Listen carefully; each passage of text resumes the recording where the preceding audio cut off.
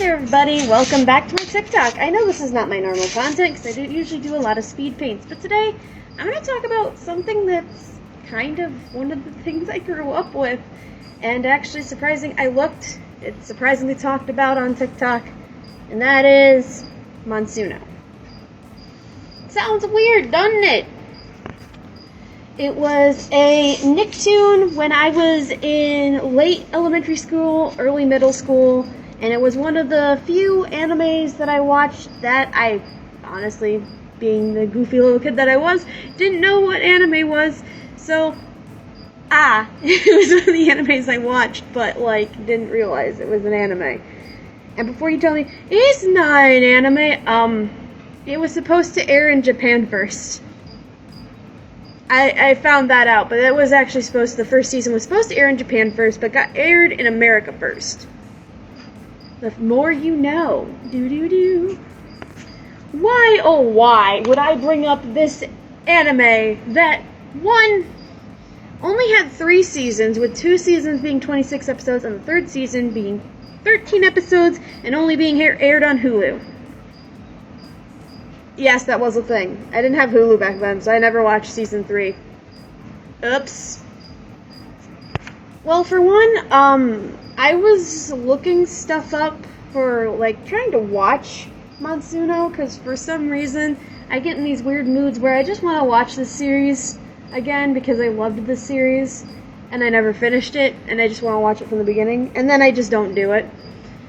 But, 2, I saw a search that apparently has popped up in the Google search engine a few times. And apparently, people actually want a reboot for Monsuno.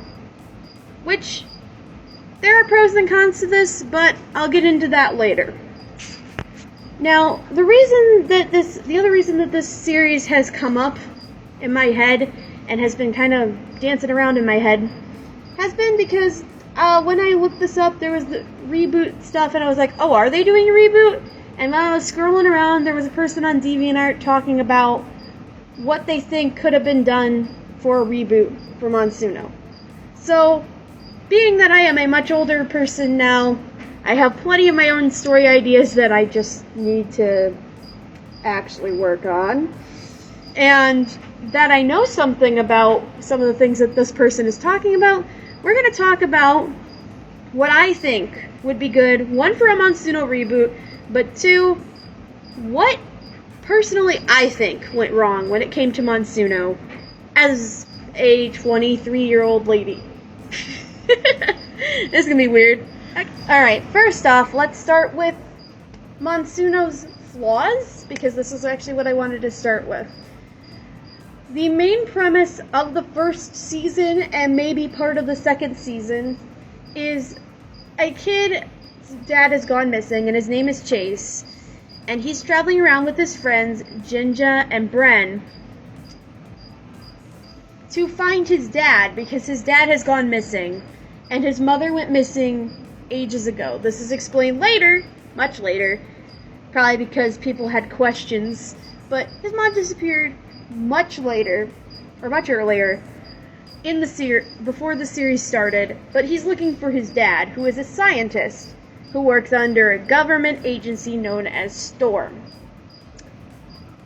And in the process of looking for his dad, he finds one of the last labs he gets to visit that his father worked at, and gets a Monsuno core that is specifically made for him in a safe that only he can open. And that's just mainly the first episode. During the first couple seasons, he's trying to find his dad and trying to find answers on his dad. So he's traveling all over the place to find these answers and ends up meeting 2 other people. Now, I'll get into that later. Let's focus on what one of the flaws for people was about Monsuno. What people thought was really stupid, etc., etc. Now, Monsuno, when I bring up the fact that they come in a core and that it's specifically built for this kid, I know what a lot of people are thinking because I've heard these complaints. And the main complaint for most people who watched Monsuno was like, oh, so it's another Pokemon. Oh, it's another Digimon. I mean, most people didn't say Digimon, but Digimon also includes monsters that become friends with people. Technically in a digital world, but I digress. Oh, it's another Pokemon. It's another Digimon. It's another Yu-Gi-Oh!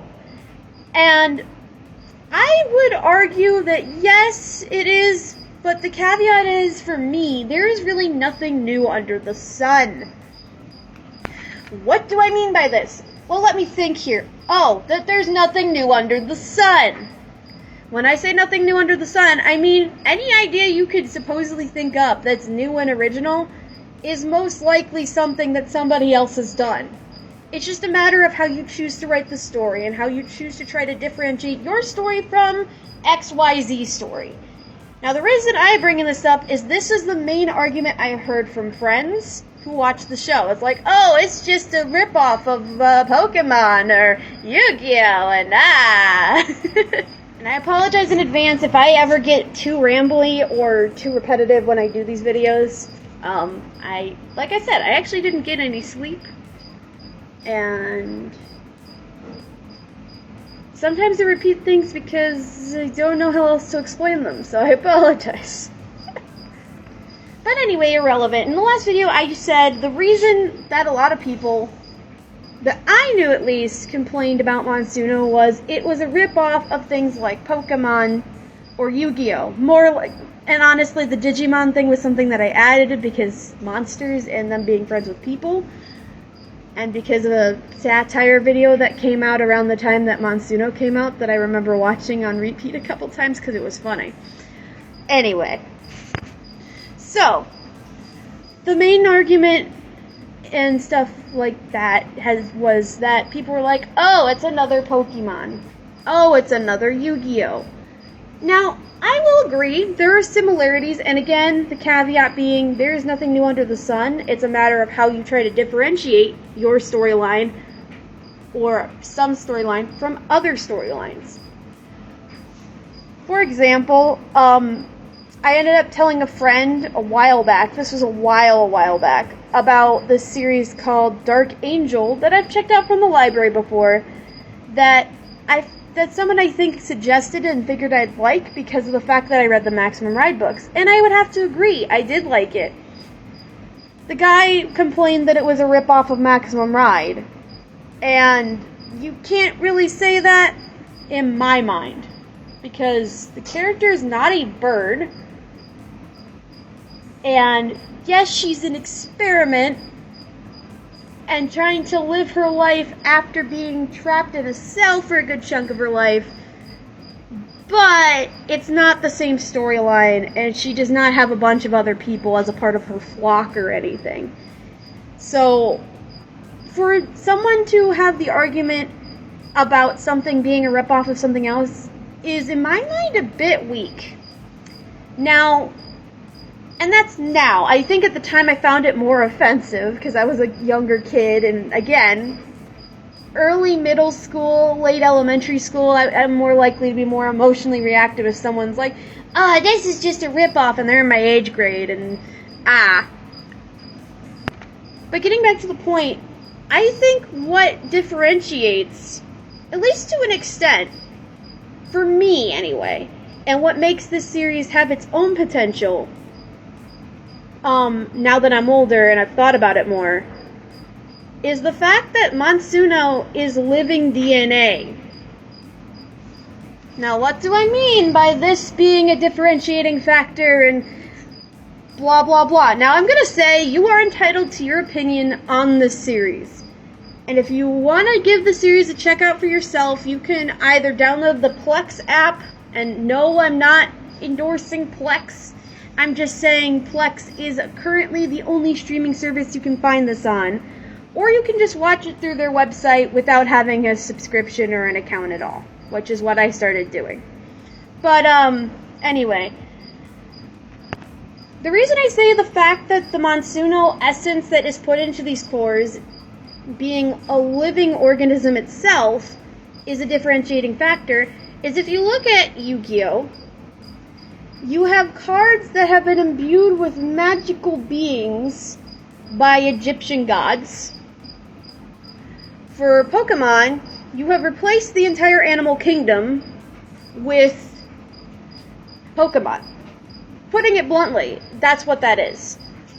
For Monsuno, instead of it being you going out and catching the Pokemon or trying to collect the cards in the anime of Yu-Gi-Oh! To try to defeat this horrible evil, you have something that is very limited in capacity.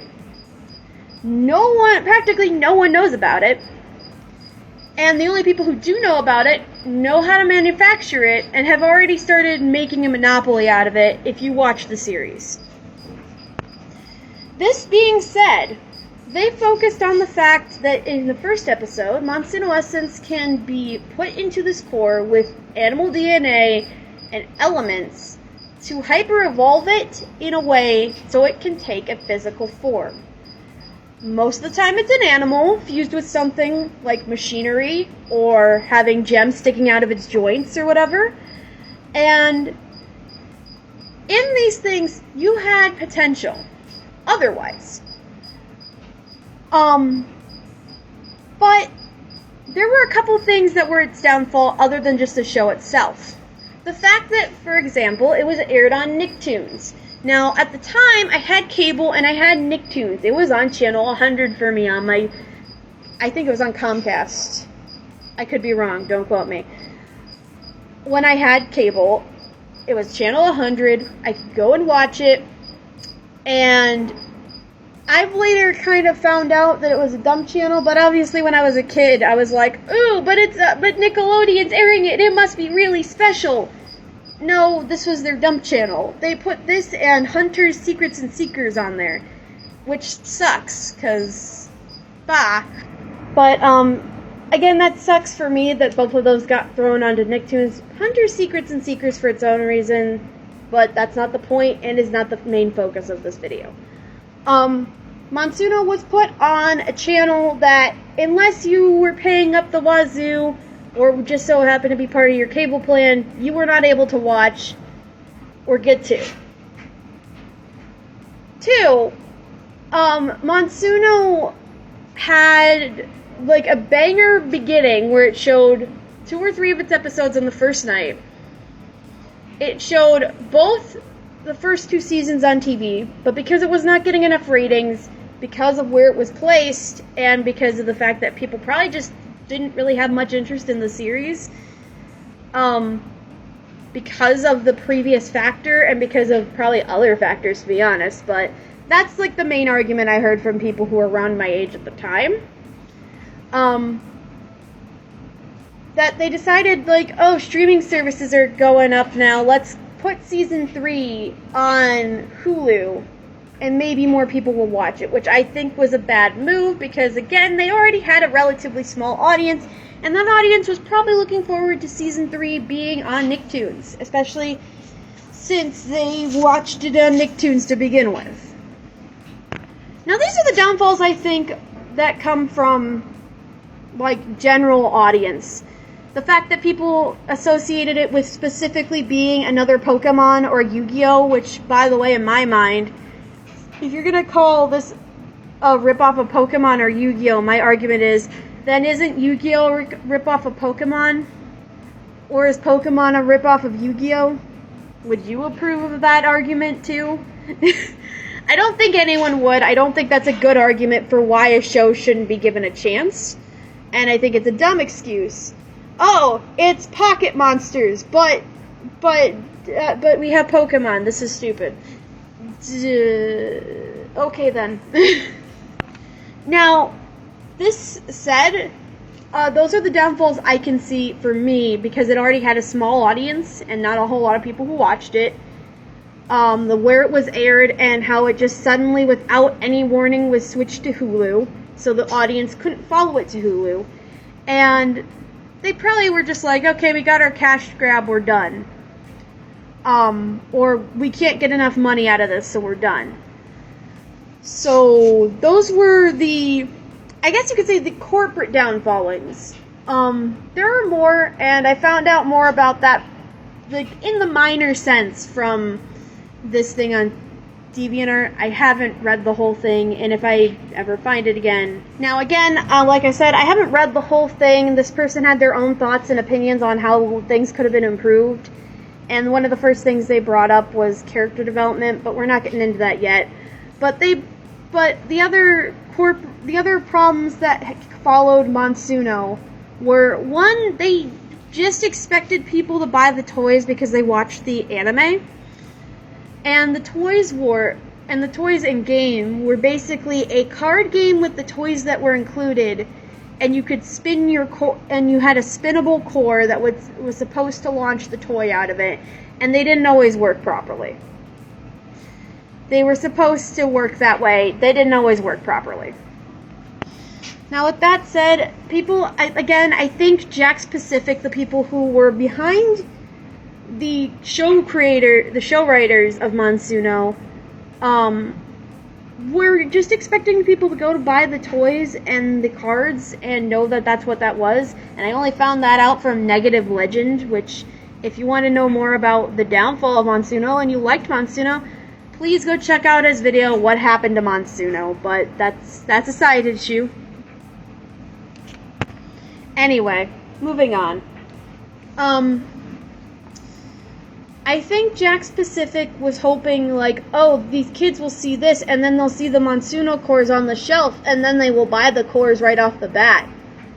I would see them on and off in the stores, and I really don't remember how many times I saw them, but I don't really think I paid hardcore, pun not intended, attention to the toys. Like, I think a part of me wanted them, but I really didn't have a huge interest. And again, I think they just expected kids to beg their parents after seeing the anime, "Hey, Mom, I want this toy!" And that didn't happen. Because more people were interested in watching the cartoon than actually getting the toys. The only other small bit that I remember that Nicktoons had specifically, and something you could do, and was kind of remotely frustrating, and I remember being frustrated at this, was this minor video game with these 2D character sprites, where you had to pick what moves you could use, and you were specifically, I think, playing as Chase the entire time. Basically defeating different characters from the Monsuno universe. So you were defeating Emmanuel Clips, you were defeating Hargrave, and you were defeating Charlemagne or Trey, or both. And you would have it in levels, and each level would get harder, and you didn't really entirely know exactly how you were supposed to defeat these characters all the time.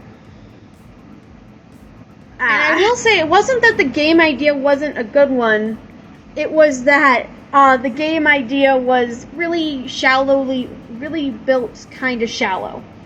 It was built shallow in the sense that you had these 2D sprites. You'd have the two like sprite animation for the Monsuno you were using, and their side would have the two sprite animation for the Monsuno you were using that they were using, and you would have to pay attention to the power levels that your Monsuno had, and hope that you could use abilities or beat your opponent. And more often than not, I think I only got to level 2, and I think there were only like 3 levels in the game. And I would get my butt kicked. So yeah, good job, Jakks Pacific. Now, with Jakks Pacific in mind, this is another thing that I actually kind of was surprised to hear about as I've gotten older. And I don't know how old this person's post was, but apparently Jakks Pacific was so focused on the toy end of things, they didn't want to necessarily work on story and characters in Monsuno. They didn't want to focus on actually giving the characters anything of interest. They just wanted to sell the toys. They just wanted to sell the toys and the cards and hope that you would buy it as a kid and play the game. And then they were hoping to make their money specifically just off of that. So in other words, Monsuno was meant to be a full-on, just half-hour commercial just for one toy, one set of like core toys that you could spin with your finger, and cards that would help you use certain attacks with your Monsuno in the game. And although this concept is a fun idea, most younger kids aren't into card games. They would probably have been more likely to just play with the toy, and even then the toys, again, just don't always apparently work right. And again, Negative Legend actually gives you an idea of how these toys work. They work pretty well, and they spin okay, but the little figure of the Monsuno doesn't actually usually end up leaving the core properly, or it won't spin properly. So, bah. But anyway, so what I read at the very top of this thing, because again, I only probably read like 2 sentences of this thing, was that apparently in a 2012 interview with Jared Wolf and I don't remember who the other guy's name was, that Jared had said that they had wanted to focus more on story, but had not been allowed to. Which kind of sucks, because if you look back, there was potential for good story and things making more sense and not feeling super rushed, which, looking back, they kind of were. I can honestly say that, looking back, things just happened so fast that if I had been, the first time I'd ever watched Monsuno had been today, I think, being that I love animes now, specifically like Tokyo Ghoul, Attack on Titan, Demon Slayer, Soul Eater, stuff like that. I like things like that. Now, admittedly, Soul Eater is a separate topic and a separate can of worms, but still. I tend to like things nowadays that have really interesting storylines and follow character arcs and have deeper plot. And Jack Pacific didn't let them really develop the characters. The first episode is very much a why should you care episode, and I kind of understand why one of my friends, who I tried to get her to watch this anime, and she did not finish it because she just didn't have the interest in it, was that they would throw in exposition in later episodes on certain things. You would have the exposition of things like Monsuno site is more thoroughly explored in season 2. You would have exposition about, like, characters and the why should you care. The way you jump into Chase's character arc is that Chase has a bad dream, or the beginning of the series is Chase has a bad dream. You don't understand why he's having this bad dream till later.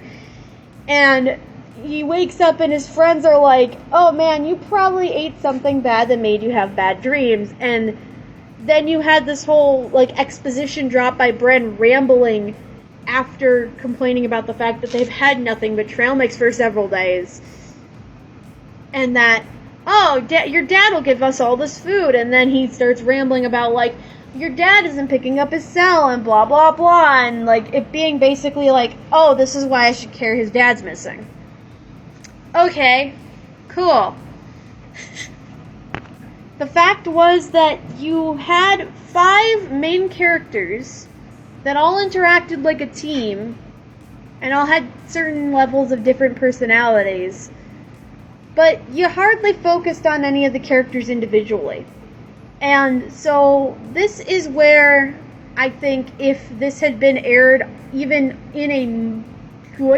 on a good channel, or if it had even just been aired with a normal regular schedule on Nickelodeon, that it probably wouldn't have survived there either. And it's not because I didn't love the series. I still kind of love the series, which is why I talk about it and why I'm choosing to ramble about it right now. Bah. Now, with that said, I'm going to talk about how I would reboot Monsuno. And I'm going to bring up the fact that some of this is stuff that comes from my own head, and with me like continually changing the name of this OC and stuff like that.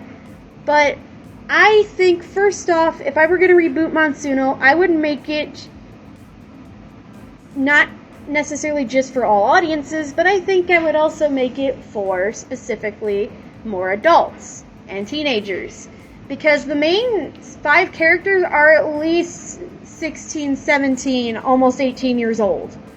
You have 18-year-old kids for this series. But you didn't bother to focus on making this for 18-year-old kids. Jakks Pacific was focused on trying to sell toys, so they wanted to sell toys to the little kids.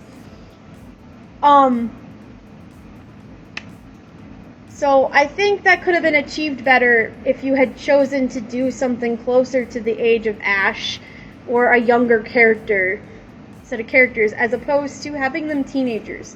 I think if I were going to reboot Monsuno, I would reboot it for the anime crowd.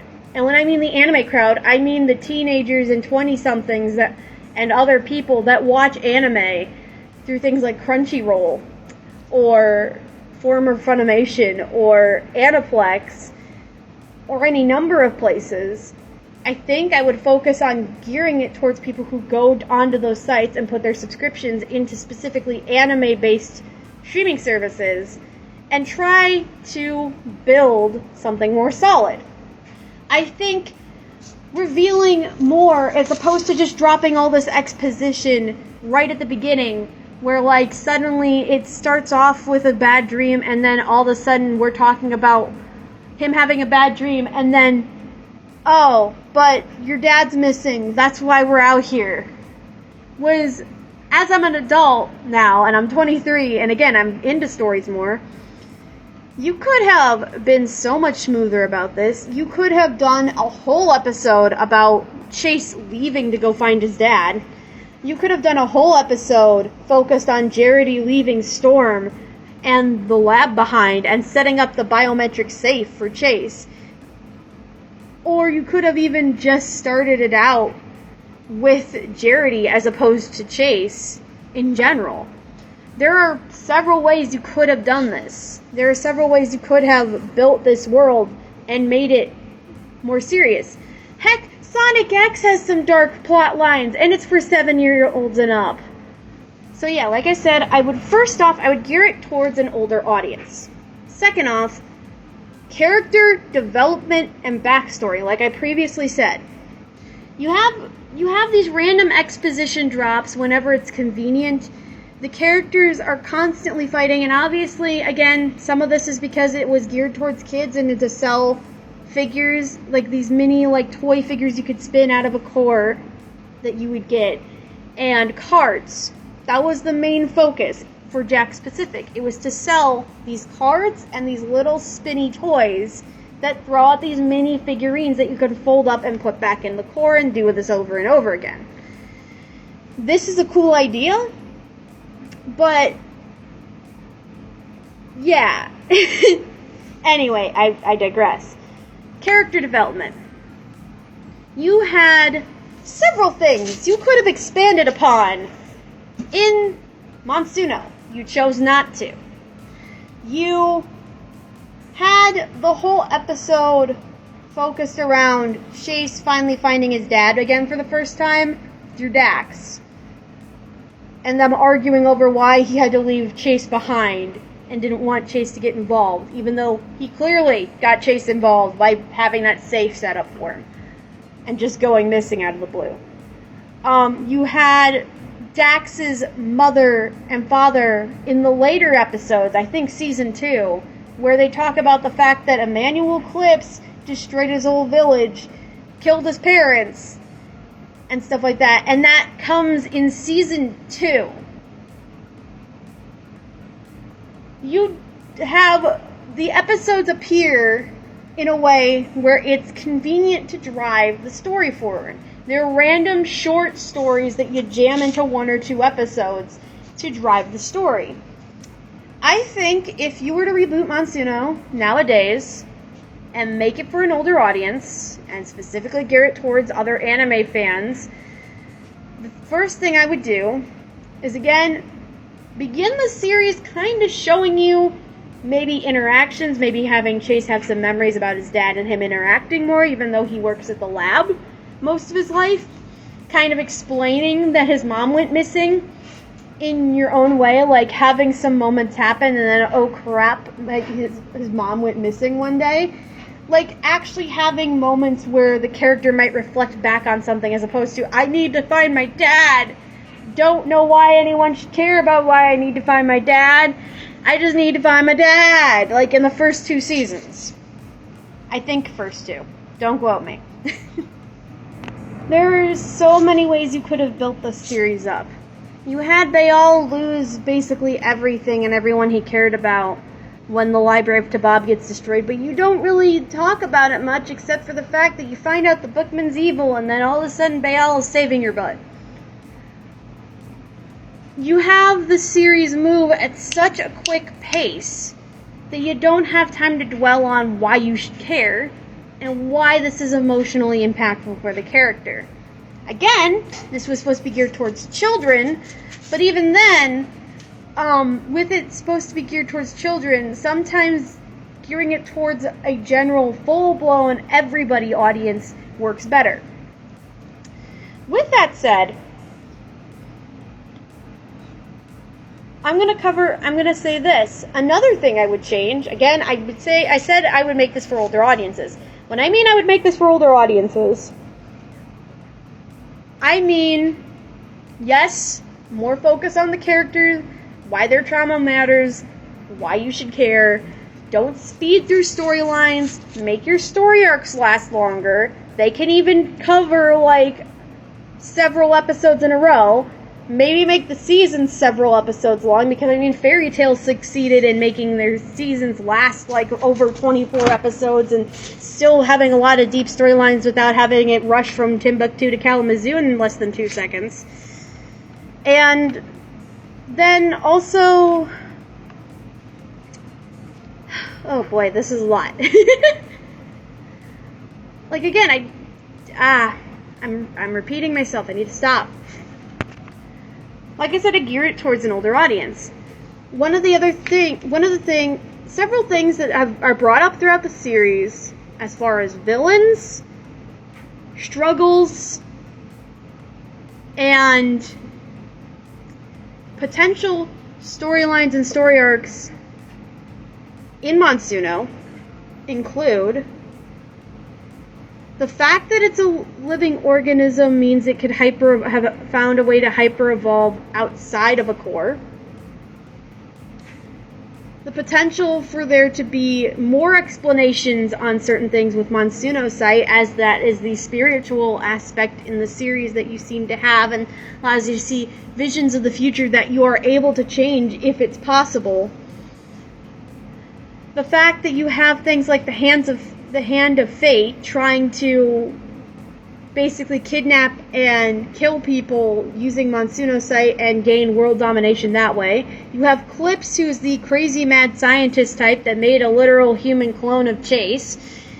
You have so you have your mad scientist. You have crazy whip lady Charlemagne, who's literally a power-hungry military type, who eventually loses in it up and gets so frustrated with Chase that she literally locks a bunch of delegates up towards the end of the series and ends up having Storm become... John Ace ends up controlling Storm. You have the fact that John Ace got turned into this monstrous beast from Monsuno Essence in the explosion that should have killed him. So you have a lot of potential. You have a lot of potential in different storylines. You have a lot of potential in the Monsuno Sight stuff. You have a lot of potential in the Monsuno Essence itself. You have a lot of potential in characters being darker and more freaky. I mean, yes, what they do sometimes is freaky, but more freaky. You have a lot of different things you can hit. One of the things I could imagine as far as this series, as it is in a sense, a sci-fi, but also just a strict fantasy world, is that you have the Monsuno Essence as this living DNA. Why, as an idea, didn't you explore the idea that some Monsuno Essence hyper-evolved into human beings, or human-like beings, as opposed to it all just being this hive mind that's burrowing beneath the Earth's surface to try to destroy the world? And yes, I do view that as more of a hive mind thing. Just saying. And with that in mind, couldn't you have explored maybe before, like, obviously they do explore this a little bit later where, like, Clip sees the effects that the Monsuno essence had on John Ace and how it turned him into a monster and he was mind controlling him. But then you have the later episode again where Dax is tricked into coming back to his old village just so he can do this similar experiment on Dax. And you're trying to save his butt. But my thought process is, with that being the case, why wouldn't have, considering how messed up Clips is that he would literally destroy a village for Monsuno essence, why didn't he think about human experimentation with Monsuno essence on people prior to that? You had a comic, for crying out loud, where you had another mad scientist named Gemini who was doing the same thing, and she wasn't used in the anime. So I'm just going to cover a few ideas that came to mind for me. So a few ideas. I'm going to use my OC to kind of cover some of these ideas because they usually involve my OCs, but ultimately you could probably do these without any additional characters.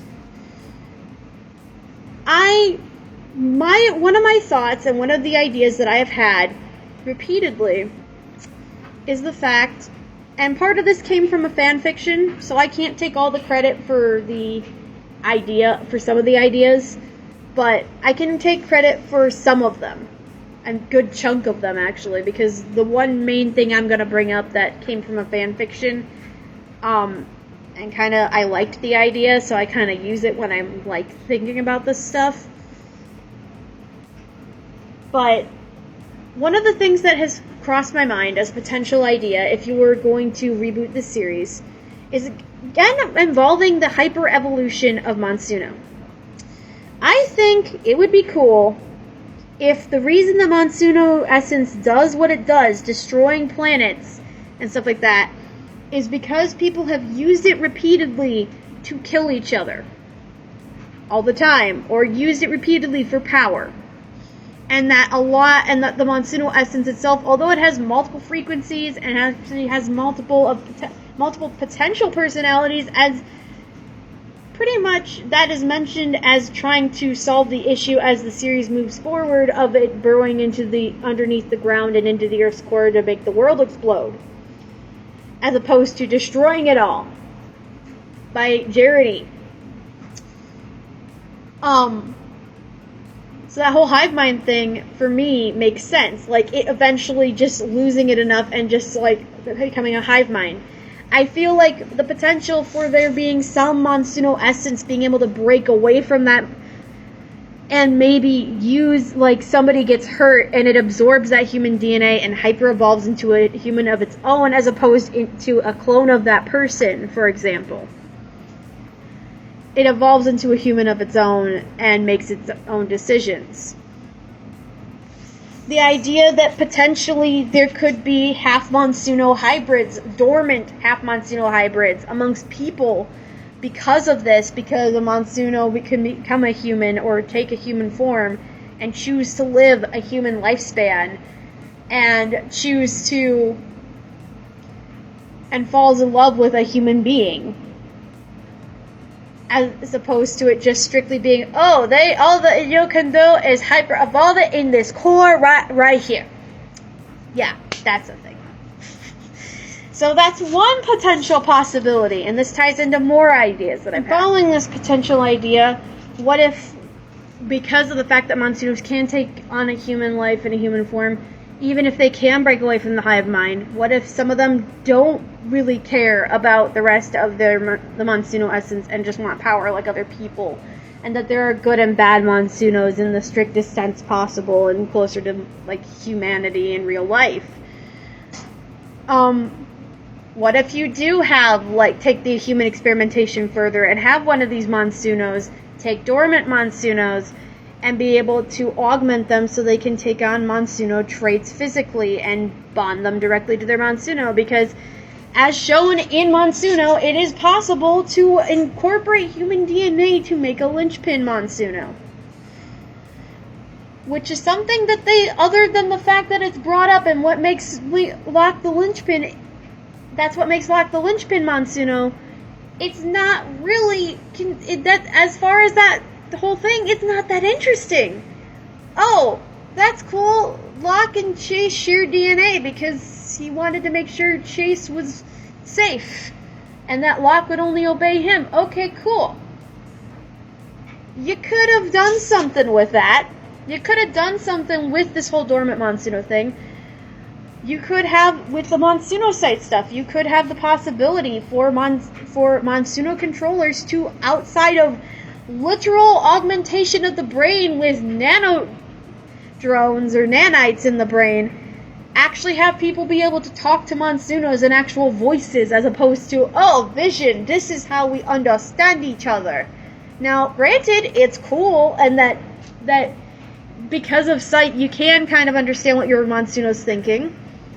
But being able to actually hear a voice and actually explore the idea that Monsunos can actually communicate with humans telepathically as opposed to just being like, oh, Vision, this future event, maybe you should try to stop it. Or this future event, maybe this. Another thing that I thought of, and this is the thing that I've connected to, this is from somebody else's fanfiction, is that you can fuse or link with your Monsuno in a sense. And utilize their power sets. Well, maybe not utilize their power sets, that part I added. But they made it, this person did a fanfiction for Monsuno, where somehow, someway, some of the Monsuno essence got into the people of Team Cortec, and they started acting more animalistic and more likely to kill and hurt each other, and that one of them stayed sane long enough to actually dispel this problem. Getting back to that, the idea of being able to link to your Monsuno's power and actually having it so that there are some enemies that can do that and can potentially hurt you using their Monsuno's powers to try to attack you from a distance. Exploring like deeper and darker storylines involving the characters individually, like in Team Cortec. Like literally maybe making it so that when Dax found out about Bayal basically losing everything later, that he was like, I actually know how you feel, and there being like a wait, what? And him being like nothing. And then later on that episode comes up and you're like, oh, that makes sense. That explains why he was so soft when he found, okay, focusing on the fact that Bayal, although really didn't remember the girl who traveled around with One-Eyed Jack in the series until later, that being shoved in there, there are things that could have been done better. The writing could have been paced better. The series could have lasted longer and probably should have lasted longer, because it felt like, oh, we beat Clips this time. Oh, we beat Charlemagne and Clips at this end in the ending here before the world exploded. Let's go back to the insane things like nothing happened. Oh, the Monsuno essence is burrowing beneath the Earth's core, and my dad's plan is to destroy it all, even though I've started really liking, or even though I really like my Monsuno? Yeah, okay, let's try to not do that, Dad. Things that are just sped through, and it's just like this. You could spend time on characters and story and potential things and people potentially getting killed because of people being stupid scientifically or deciding to do something stupid scientifically, or Monsuno in human form trying to do stupid things scientifically and killing people, or torturing other Monsunos so that they kill people if they just leave and all that stuff.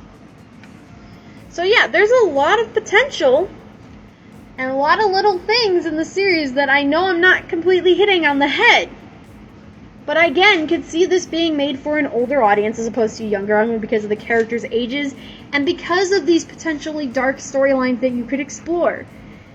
And with that said, I can now safely bring up what I think would be good merch. And hopefully this will be the last video I do on this. I apologize because there are so many parts to this, but if there's another part after this or so, yeah. But anyway, now let's bring up the objective of merch. One of the problems with Monsuno, even if it had aired on a normal channel and had actually been given the most positive marketing ever, is the fact that Jack's Pacific, the people who were behind the creators of Monsuno, were doing this to sell toys to children and a game to children, and hoping that kids would play this game and hoping it would become a sensationality that they could ride the wave on and just continue putting out episodes.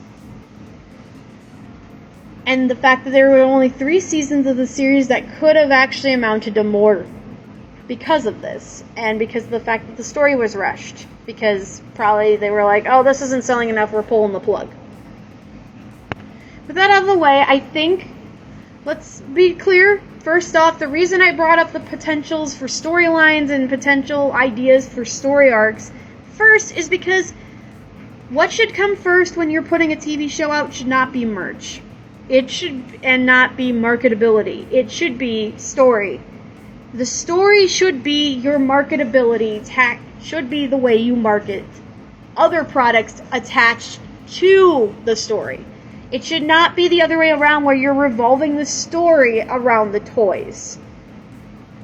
With that said,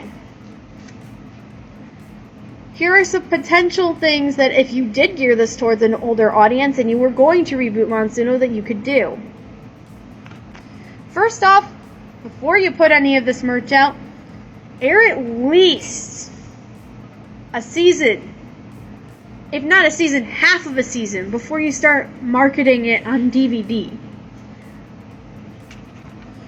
And on top of that, I think if they had wanted to make more money off the DVDs, they really should have put out the entire series on DVD, but I digress. Now, to the potential merch. If you were to take this idea and gear it towards the older audience, you could market off of statuettes of characters like Jinja and Tango from the Strike Squad, and basically any of the characters from Monsuno, because figures go for $35, $40, $80, $90. You could get away with doing that if you made it for an older audience. You could even get away with making humanized figures of Monsunos and marketing that towards people in an older demographic and make money off of that. Another thing you can market off of, potentially, if you were able to make this series a success and you were able to actually work on character development and story that people enjoyed, would be cosplay, because people would be more willing and would be more excited to cosplay the characters and would be like, oh my gosh, this is cool, this would be fun.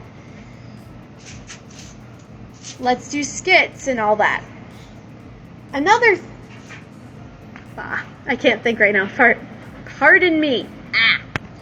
Another thing you could market off of is, again, of course, the toys. Now, I'm going to say this right here, right now. You could market off of toys because kids would like to collect all of the Monsunos that they see in the series. But generally speaking, also because adults are not above being collectors themselves. There are adults that love anime that love to collect statues of anime figures or anime characters.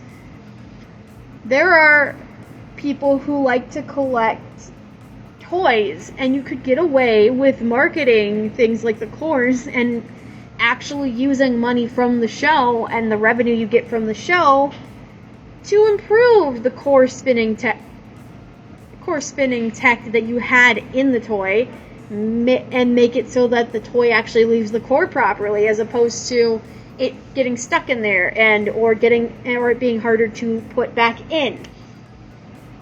You could honestly market t-shirts, because places like Hot Topic and stuff like that freaking love to put out anime t-shirts in their shop. It used to be the shop specifically geared towards people who liked goth attire, but now you can go into a Hot Topic and find several anime shirts for several anime.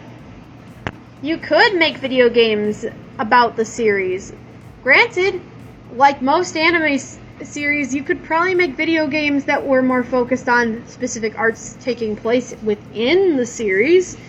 Or you could make up a storyline that's supposed to be a part of the series, or you could use a storyline that's supposed to be part of the series that you really couldn't figure out how to put in, and utilize that and say, hey, this also happened in the storyline, we just didn't know how to incorporate it.